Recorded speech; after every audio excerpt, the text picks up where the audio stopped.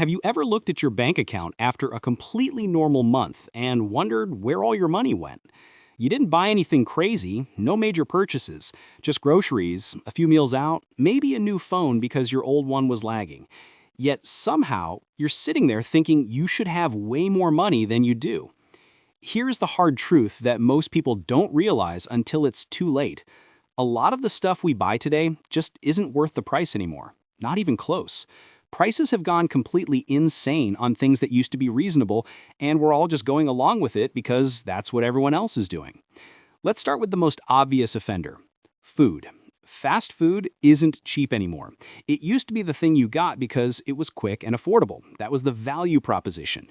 Now you're looking at $15 or $20 for a meal at a drive-thru. You are paying sit-down restaurant prices to eat out of a paper bag in your car. The value's gone. But it gets worse when you actually go to a restaurant. Eating out used to be a treat. Now it's a luxury expense that destroys budgets. You order 2 entrees, maybe a drink, add a tip, and suddenly you've spent $100 on dinner. That is $100 gone forever. You can't get it back. It's not an asset. And when you do this multiple times a week, you are hemorrhaging thousands of dollars a year on food that you could have cooked at home for a fraction of the cost. Then we have to talk about cars. Buying a brand new car is, without exaggeration, one of the worst financial decisions you can make. The math is brutal. The moment you drive off the lot, that car loses about 20% of its value instantly. Yet most people finance these cars. That means you are paying interest on an asset that is actively becoming worthless every single day. It is the opposite of an investment. It is burning money. A 3-year-old used car gets you to the same places, is just as reliable, and costs half as much.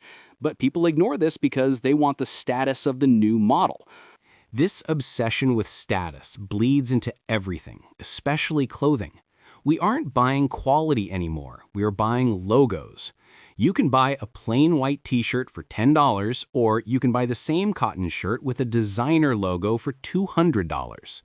The quality difference is minimal, but the price difference is astronomical. People go into credit card debt to buy designer clothes because marketing has convinced them it makes them look successful. But here's the reality. Nobody cares what brand your shirt is. Nobody is impressed. You are just out an extra $190 for no reason. We see the same pattern with vacations. There is this pressure on social media to travel while you're young. And sure, experiences are valuable. But you know what else is valuable? Not being broke. People are booking elaborate trips they can't afford, putting it all on credit cards, and spending the next year paying off a tan that faded in a week.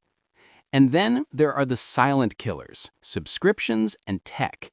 Everyone has 5 or 6 streaming services now: Netflix, Hulu, Disney, HBO. It doesn't feel like much, maybe $15 a month each, but collectively you're paying nearly $1,000 a year for television you barely watch. Combine that with the tech industry's planned obsolescence and you're trapped. Companies release a new phone every year with minor upgrades, and we line up to buy them even though our current phones work perfectly fine. If you just kept your electronics for 4 years instead of 2, you'd save thousands. It all comes down to status spending. This is buying things not because you need them, but because you want to project an image of wealth. You buy the expensive watch, the lease on the luxury car, and the designer furniture on a payment plan. It is completely backward. Actually wealthy people usually aren't the ones doing this. They don't need to prove anything. It is the people who want to look wealthy who fall into this trap.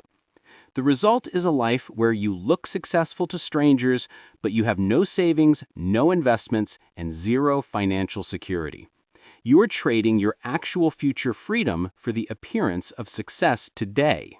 The solution isn't complicated, but it requires discipline. You have to stop trying to keep up with everyone else. Cook at home.